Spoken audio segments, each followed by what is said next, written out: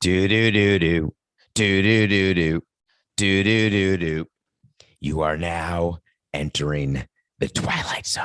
Twilight Zone. Nothing personal word of the day. That's an old show.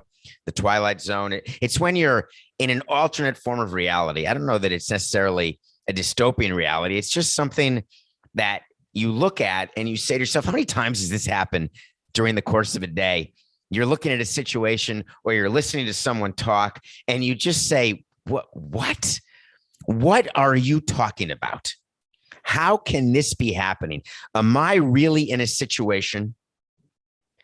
That's why Twilight Zone is the word of the day, because I sat in the Twilight Zone all day yesterday, scouring the internet, watching the NBA Media Day.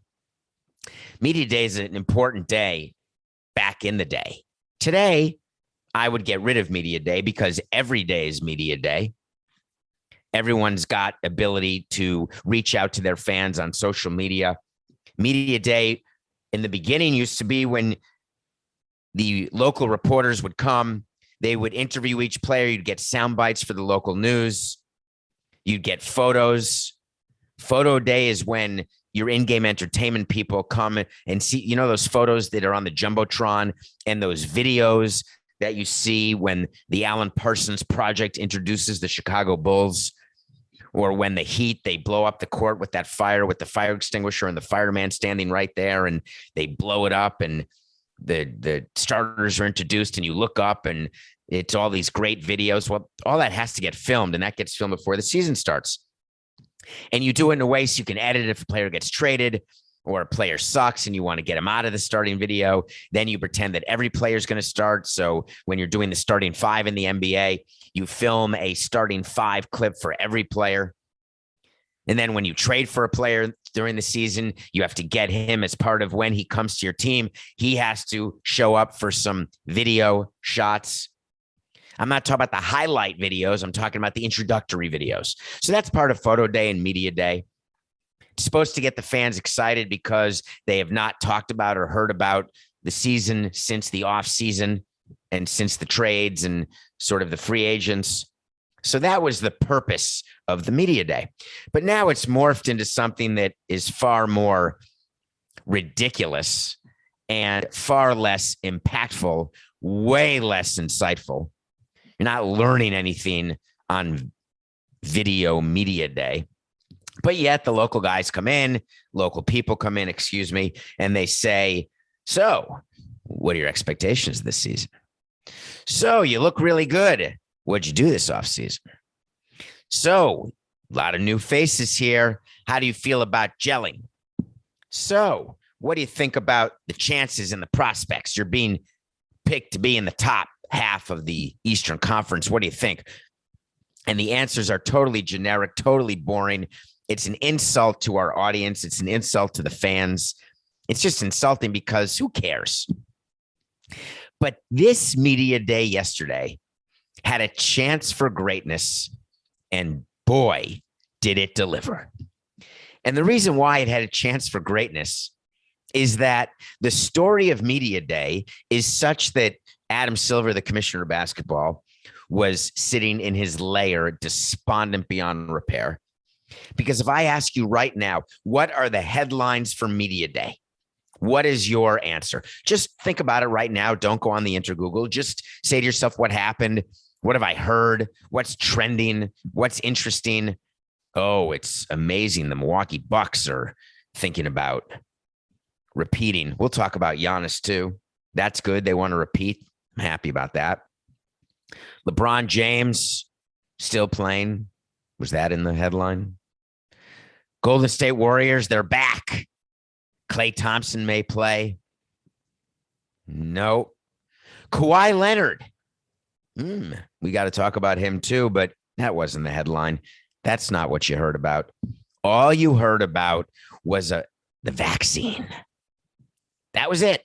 The lead up to Media Day was an entire conversation about your favorite player of mine, Kyrie Irving, the centerpiece of the Brooklyn Nets and their championship quest. We heard about David Letterman, by the way, talking about asking Kevin Durant a question. Was it really David Letterman, Coca, who asked Kevin Durant some asinine questions Reminded me of Joaquin Phoenix, because if so, that's pretty funny. He asked him what the K and the D stand for or something, which is funny because, of course, he knew, but I'm not sure Durant was amused. Durant's a funny Twitter guy, isn't he? He gets all pissy at people, gets into Twitter fights. But Kyrie Irving got all the attention. They descend on Brooklyn Nets Media Day. They're looking around. Hey, is he here yet? Hey, where's Kyrie? Is he here? We heard he wasn't coming. Is he really not coming? Oh, is he not vaccinated? Is that why he's not coming? You got to be vaccinated to come to Media Day. He's not going to get vaccinated. He may get vaccinated. Well, he has to get vaccinated because otherwise he can't play. Well, he may play, but only road games. So Kyrie Irving is only going to play road games and not home games because New York has said you may not be in an indoor arena, player or not, if you're a home player who has not been vaccinated. Should we just trade Kyrie? Everyone's up in arms. Where is he? Well, he shows up to Media Day via Zoom because he was not allowed to be at Media Day. Not that he was upset about that fact, because he was sitting in the cushy confines of the library right next to Colonel Mustard with a hammer. All the other players had to show up. And believe me, players don't love Media Day. It's sort of the beginning of training camp. It's the beginning of spring training, or the beginning of what's going to be a long slog. And you're with the media. You have to speak to the media all the time. So it's sort of a requirement. They have to go. Unless you're Kyrie Irving, in which case you don't have to go. But you can't get fined because the reason you're not going is that you're not vaccinated.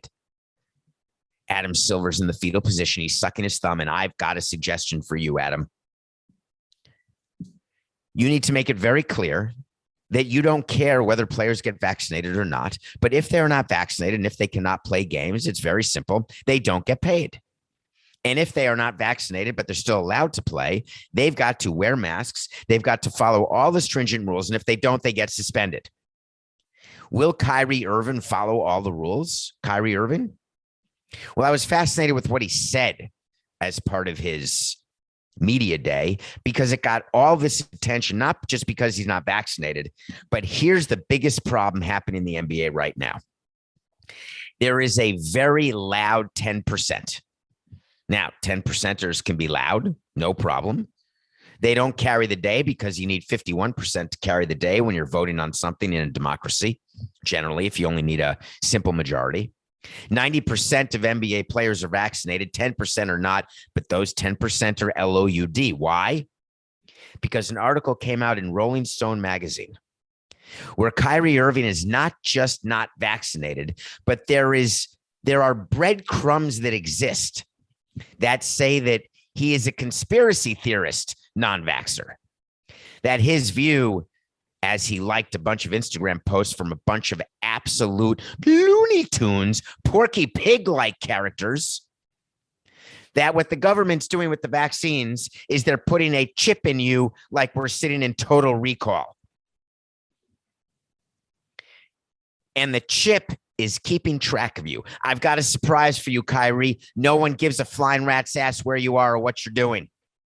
Just win games. And for all the other people who think they're not getting vaccinated because they don't want to be monitored by the government, the government's got a lot more things to do. The NSA is much too busy to worry about where you are as you're walking into a massage parlor. Don't care. Yet there is this very loud group of people in the NBA, players, who are now vigilant in their anti-vax position. I'm talking vigilant in a way that is bizarre. So here's how the question goes. Hey, Kyrie, are you going to get vaccinated? You know, I prefer not to answer that. That's a very private question. I'd like to keep everything between us. Very personal. Andrew Wiggins of the Warriors also needs to be vaccinated or he can't play. What about you, Andy? Nah, it's very private. It's very personal. I want to keep that to myself. All right. So if you want to keep that to yourself, then why are you promulgating and perpetuating and absolutely participating in these theories that have no basis in reality? Hmm. Ah, because Kyrie Irving is trying to make a point that there's more to life than basketball, and this is serious stuff. You're damn right it's serious stuff. Trying to get rid of this pandemic and turn it into a simple endemic, that is the most serious thing that exists right now in the entire world. But these players had some funny things to say. Kyrie said, I'm going to be private, good. But then Bradley Beal, remember Bradley Beal? I can't remember where he plays. He was on the Wizards, but then he was traded for Russell Westbrook to the Houston Rockets. But then Tillman Furtada said, do I have the wrong player, Coca? Where is Beal? Beal has always been on the Wizards. Was it John Wall who was traded then to the Wizards, from the Wizards to the Rockets? Just cut the whole damn thing. We're starting over. Ready? 6-10-69. Bradley Beal was pretty loud yesterday. Beal is a Washington Wizard. And remember, he was teammates with Russell Westbrook after Westbrook got traded to the Wizards, but then left the Wizards and is now on the Lakers. So Bradley Beal is sitting talking about COVID and talking about the vaccines and was really wondering what the big deal is with the vaccine, talking about how we don't really know a lot. That's what everyone says when they don't want to get vaccinated. I'm very worried about the science. I don't know what this is going to mean. I don't know what it's going to do to me. Don't know what the long-term implications are. And anyway, what are you doing getting vaccinated when you can still get COVID, he said. This is when Adam Silver has to roll over, get out of bed, take the thumb out of the mouth, and start communicating with your players. When you've got a superstar like Bradley Beal who actually says during media day, I don't know why you guys are all vaccinated. Can you still get COVID? And they say, yeah. Well, what are you getting vaccinated for? Well, listen here, hotshot. You're vaccinated so that you don't have to be hospitalized and die. You're vaccinated so you have a smaller risk of getting COVID. There are breakthrough cases, but they are less probable. And you, Bradley Beal, go to the ballpark, you go to the arena. What happens if one of your trainers, one of your coaches, one of your other players has someone who can't be vaccinated because they're under 12 and they've got underlying health conditions, or you bring COVID back to a house where people are vaccinated, but they get a breakthrough case and they have underlying conditions and then they croak. No one croaks from the flu, ladies and germs. Not true. Cut that as well. That's 2 cuts in the first 10 minutes of the show. 14, 28, 69. While you can die from the flu and you can die from COVID-19, the point of the vaccination is to lower the likelihood of that potential. It's putting the odds in your favor. It's simple math. The NBA is trying to run a business and they've got employees who are perpetuating and saying things that are so stupid that it just makes me laugh. It makes me laugh. Luckily, Kareem Abdul-Jabbar entered the conversation and he said, I have an idea. And Kareem, I love you, man, especially since you appeared in Dave season 2, episode either 4 or 5. Kareem said any unvaccinated players should be pulled from the team and not allowed to play. Bingo. Yahtzee.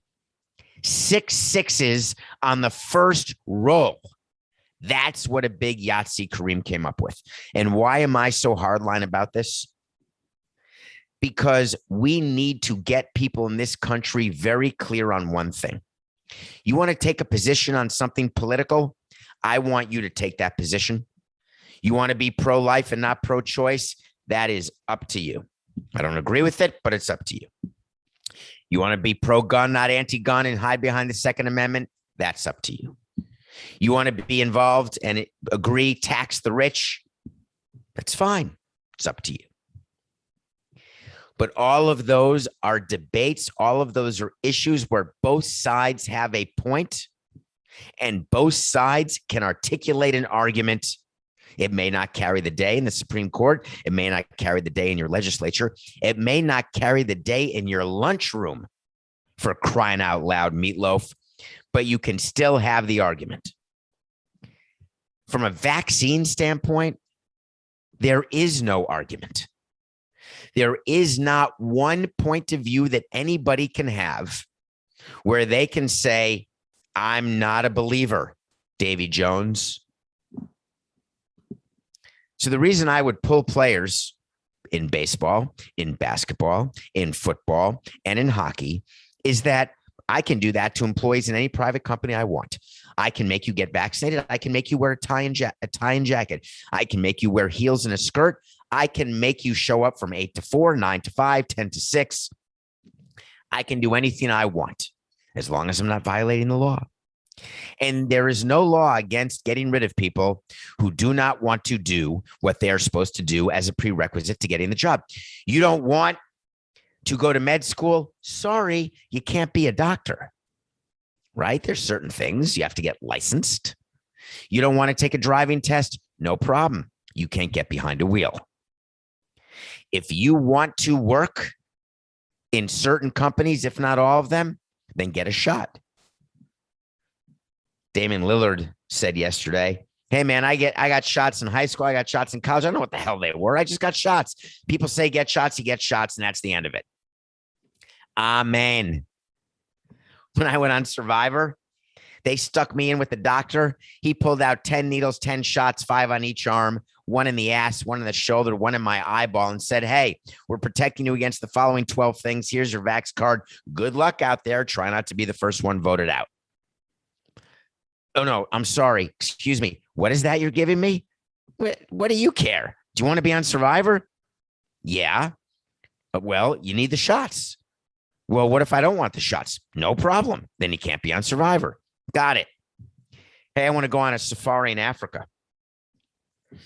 To go into Africa, you need the following 10 shots: malaria, hepatitis A, hepatitis B, gonorrhea, syphilis. You need them all. All right. I don't want to take a shot with hepatitis A, B, C, D, E, or F. No problem. Get to the airport, walk in Tanzania, and they say, hey, where's your vax card? Hey, here it is. Hey, where's hepatitis A, B, C, D, and F, and Gimel, and Z? Oh, I didn't want to get that. No problem. Have a good flight. Bye-bye. Why is this so controversial? Get vaccinated or don't play. Get vaccinated or don't work. Mark my words, ladies, gentlemen, and everyone else. There's going to be a war within the players' union. There is going to be a major problem between owners and players going forward. You've got players angry with players who are not getting vaccinated. Steph Curry has to say, hey, Andrew Wiggins, it's a personal decision. I get it, but of course it's disappointing. We want him to play. What's KD going to say when Kyrie can't play home games? No problem. It's load management. We're taking load management to a whole new level when you're only going to play 41 games.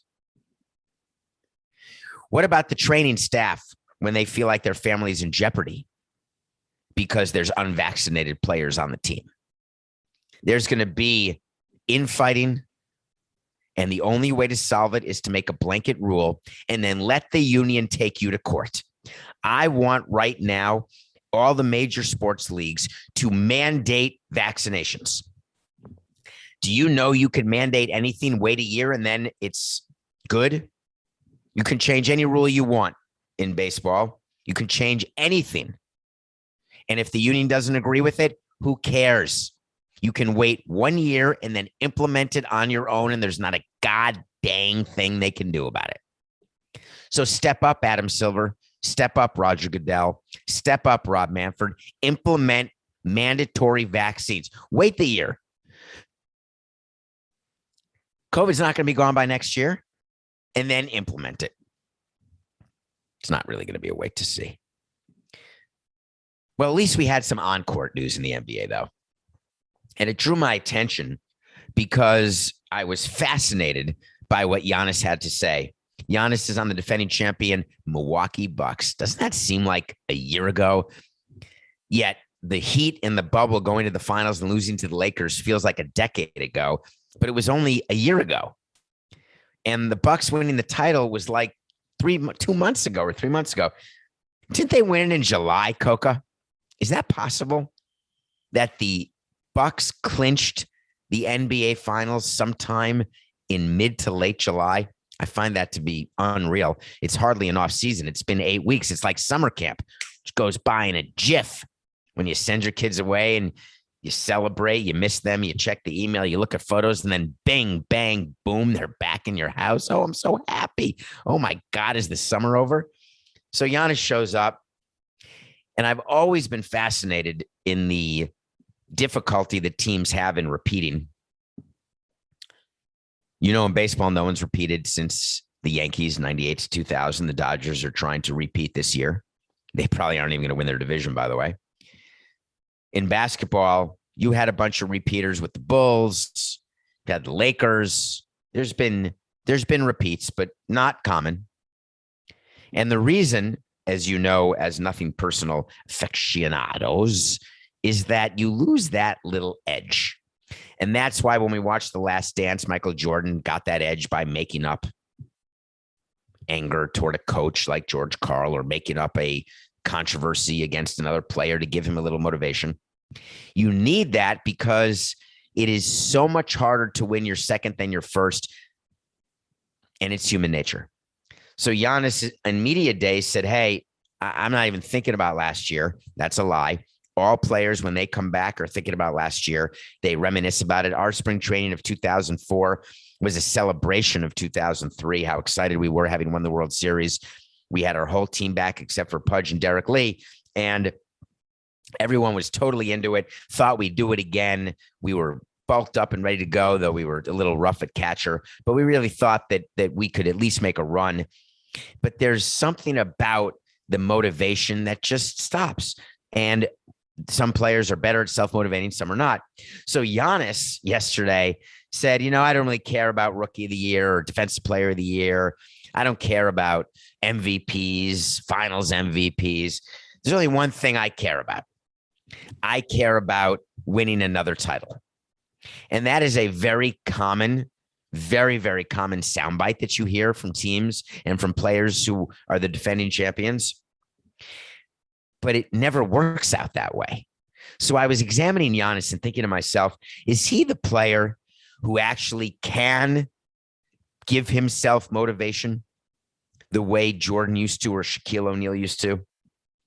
I picked the Bucks to repeat, but now I'm worried because Giannis is such a great guy, and the Bucks personalities, they're just such good people. It's like they've morphed into Midwesterners who, as you know, when you're from the Midwest, you're just nicer. I loved going to college in the Midwest. I love being from the Midwest. Just people are nicer. So they assume I'm going to be nice. And then when I'm not nice, they're like, oh, you must live in New York now. I just think that they're going to have a problem. All right. I want to move on, and I want to talk about the Clippers a little bit. Was anyone else not aware that Kawhi Leonard is probably out for the year? I had completely forgotten that he tore his ACL. I have a recollection that he sprained his knee and missed the last few playoff games a few months ago, and then the Clippers got eliminated. I don't even remember what round they got eliminated in, but I don't even. By the way, this is horrible. Who did the Bucks beat in the NBA Finals, Coca? Is it possible that neither of us can remember without you looking at it during the show? The Suns. Yes, Devin Booker and the Kardashians lost in the finals. That is correct, which means the Clippers lost before that. Kawhi missed the last few playoff games. Well, it turns out now that Kawhi may miss the entire season. I had no idea. So when you tear your ACL, in the old days, the Toby Knight days of the New York Knicks, you're out forever. Now you're out for about a year, maybe a little under, maybe 9 months. So Kawhi Leonard this offseason had the opt-out, which he took. He signed the new deal with the Clippers. Do you remember the deal he took, the long-term deal? Kawhi Leonard made me smile yesterday during media day when he said, I didn't want to be a distraction to the Clippers. I could have taken a 1-year deal plus a 1-year option and then opted out after 1 year and then signed a 5-year max. That would have been a smarter financial move. But then all year long, everyone would have been asking, are you leaving the Clippers? Are you not leaving the Clippers? And I didn't want to be a distraction. And I kept thinking, I like Kawhi Leonard. I don't know him off the court, but he seems nice enough. That may be the biggest bunch of horse hockey of the day. That could be a new segment. HHOD. The NPDS HHOD, the nothing personal horse hockey of the day. When you are a player and you're hurt, whether it's an ACL, an Achilles, whether it's an elbow with Tommy John, a shoulder with the torn labrum, when you've got an injury that keeps you out for a substantial period of time, there is some question in every athlete's mind, no matter what they tell you. Oh, no, I think nothing but positive thoughts. I'm ready. I'm working my tuchus off. I'm good to go. There is a question whether or not those players are going to be able to come back and be what they were and play at the level they were played at. No matter if you're Michael Jordan, Kawhi Leonard, Giannis, Shaquille, anybody, there is always that concern. So when Kawhi is offered the deal that he signed, the 4-year deal I think he signed, he's doing it because it gives him guaranteed money if he cannot come back this year at all. And then there's a question as to whether or not you should sign a guy for 5 years who has not proven health, even if his name is Kawhi Leonard.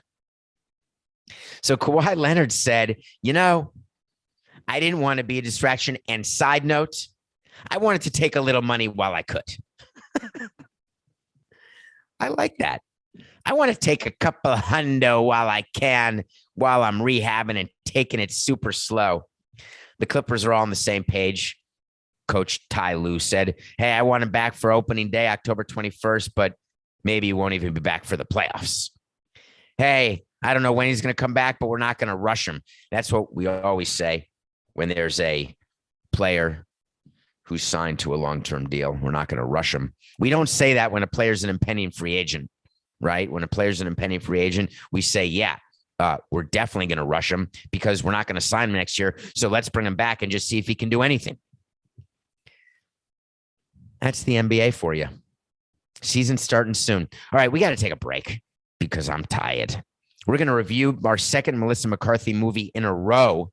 Well, yesterday was a TV show called 9 Perfect Strangers, a 9-part miniseries, 8-part miniseries. We're going to review the Starling when we come back. We'll be right back. Welcome back to Nothing Personal. This is David Samson. Please, could you go on Apple Podcasts and write a review of Nothing Personal? We have like over 2,000 ratings, but for whatever reason, we want to get to 3,000 ratings because once we do, we're going to want to get to 4,000. But the key for all sorts of doors that open to you when you have your own show and when you're carrying someone like Coca, no matter where you go for the rest of your life, when you're doing the show that you're going to be with him, no matter where you are, there you are with him. You need to have more and more ratings. So please just go there. Even if you don't like the show, you could give it a 5-star rating and just say, hey, Coca's the greatest and Samson sucks. And why the hell does he count to 69 all the time? That's a rating and a review. You just have to type something and then follow and tell your friends about Nothing Personal. I do love watching movies every day. And I love the fact that I do it every day. And I can, after the show, I go into the movie room or I go into the bedroom or go into the basement or wherever I go and I watch a movie. I had read somewhere about a movie starring Melissa McCarthy and Chris O'Dowd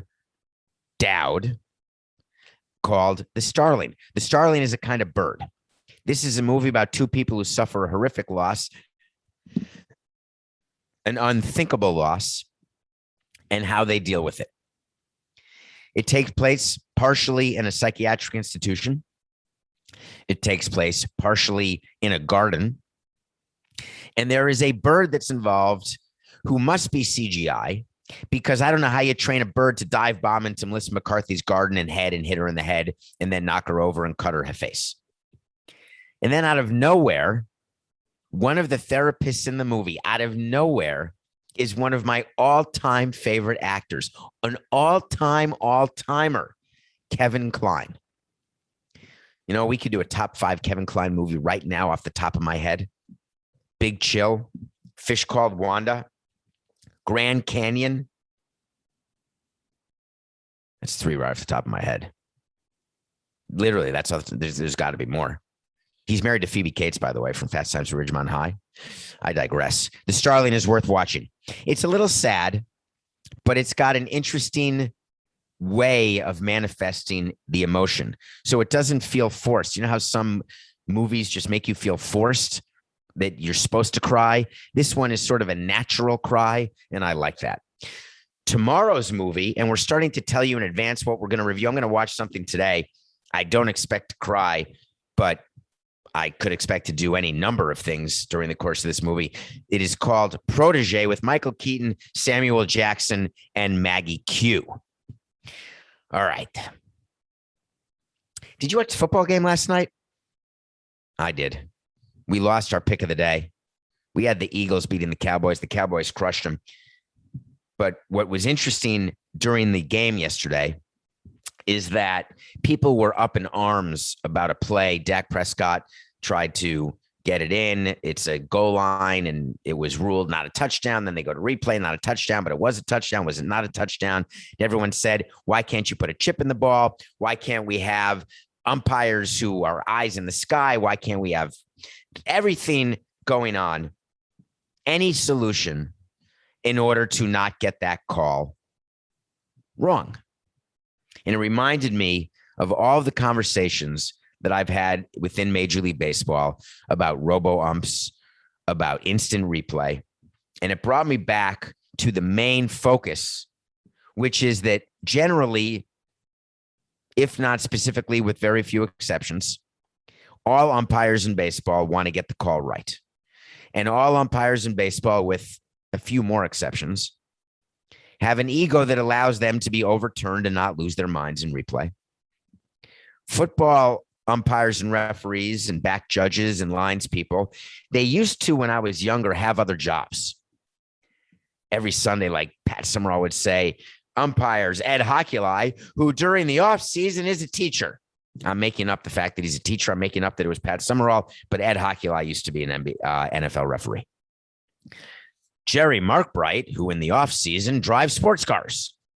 I don't know whether or not they have other jobs these days, but what I do know is they are in a position where they too want to get calls right. So is it possible that we could ever evolve into a system in sports where there are no human beings at all?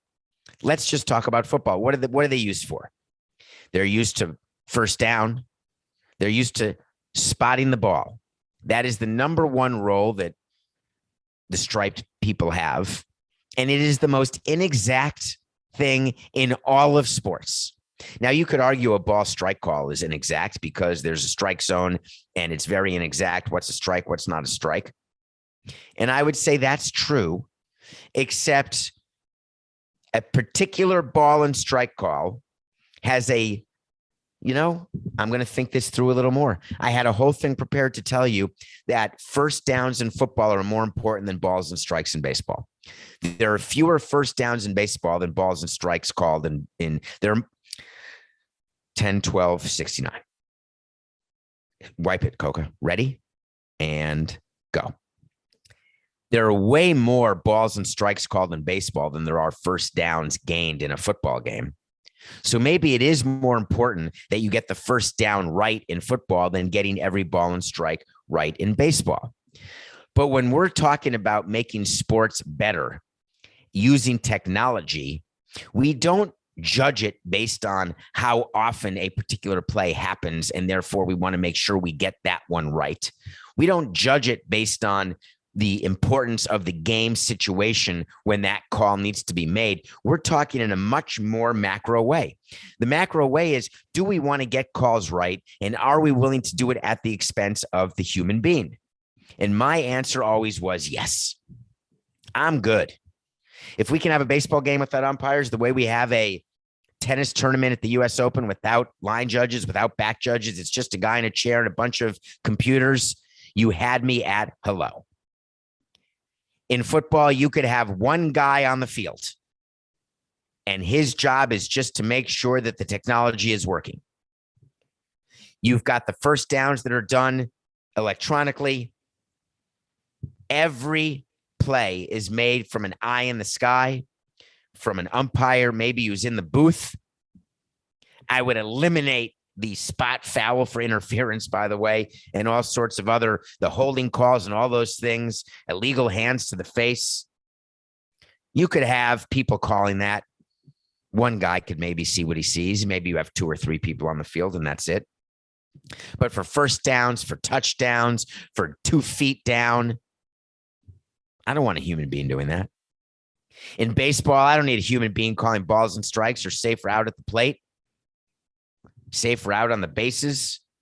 First base is a bang, bang play. Do you know how an umpire, and I've spoken to umpires about this, do you know how they make the first base call? Do you know what they're looking at? It's pretty good, right? They're looking at the base. They're looking at the foot of the runner. And when the runner's foot hits first base, and they're listening for the ball to be inside the first baseman's glove. So they're looking at the feet, listening to the ball. Boy, that sounds exact, doesn't it?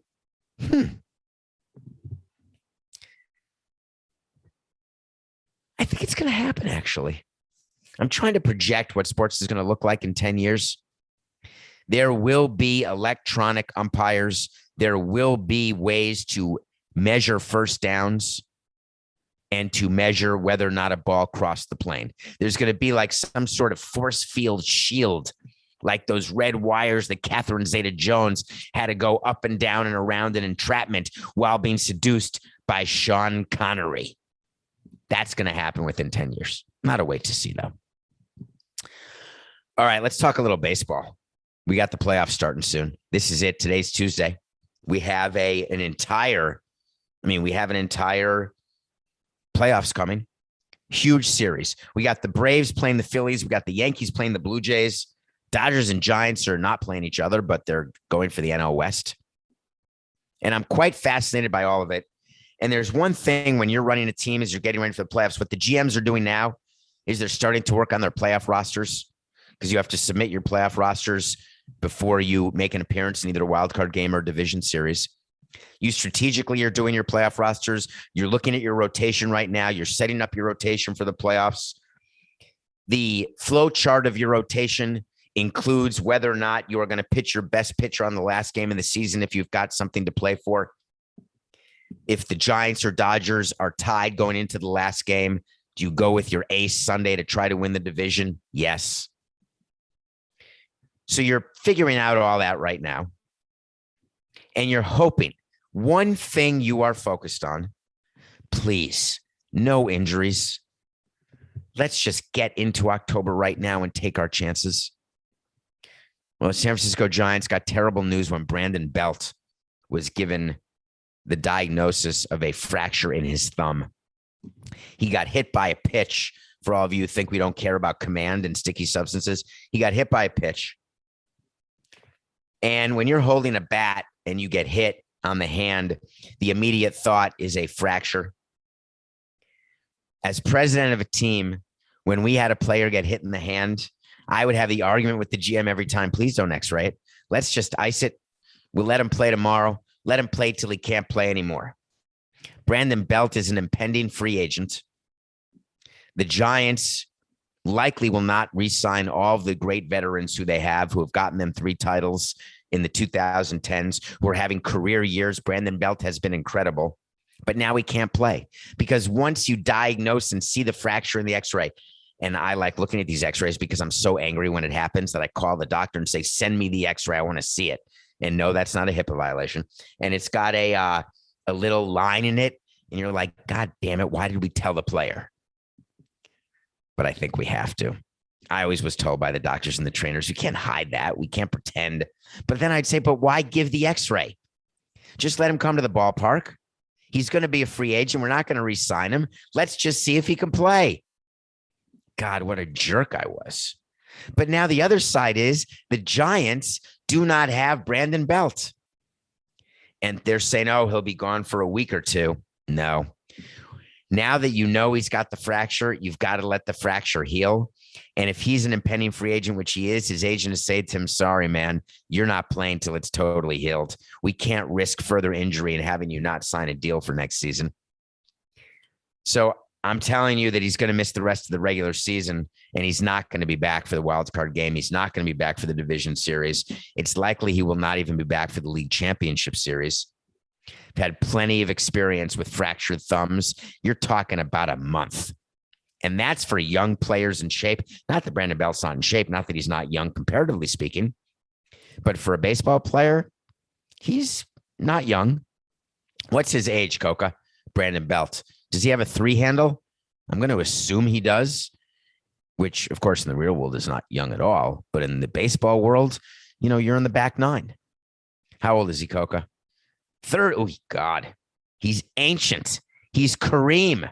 He's Larry Bird. All right. Brandon Belt's going to be out the full month. Today is September 28th. He will be back in time, maybe for the middle of the World Series, if the Giants get there. We'll see what happens.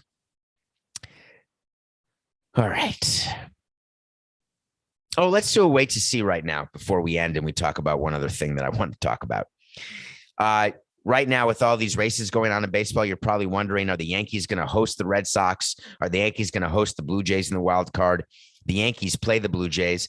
There is a scenario that is all over Twitter right now where a 4-way tie for a wild card, what happens? A 3-way tie for a wild card, what happens? You assign teams A, B, or C. A plays B, then the loser of that plays C, but C gets to play at home because they only have 1 game to win. B gets to play on the road both times, but they get a chance to win. A gets to play at home in the first game, whatever. Don't think about it. Don't worry about it. But we used to get a memo from the commissioner's office when your team is in the race, like within 5 games in September. And shockingly, we were in that position a lot. We got these memos with all the tie break scenarios. And it comes from the commissioner's office. And we would go through and I would put it on a board. And I would change the board according to what the results were of that day.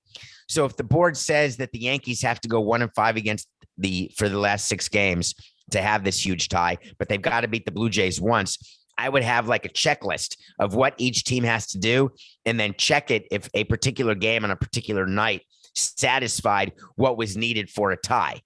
And then eventually an X comes out, which is, oh, that tie can't happen. That tie can't happen. And then you're left with no ties. There have been some great tiebreaker games in Major League Baseball. I think it was like a decade ago, those 2 great tiebreaker games that were played like simultaneously and they had amazing endings. I don't remember what year that was, but it was pretty cool. I'm going to say like a decade ago. So there are scenarios right now where the Braves and the Phillies could tie for the NL East and the tiebreaker has to be played because the loser is out of the playoffs and the winner is not even a wild card right into the division series. So I do have a wait to see as this 6-day season unravels. Don't worry about the Braves and the Giants. They're going to win the division. The Dodgers are going to have to beat the Cardinals in LA to get to the division series and try to repeat as World Series champions. The Braves are going to play the Milwaukee Brewers in the first round of the playoffs. It's going to happen.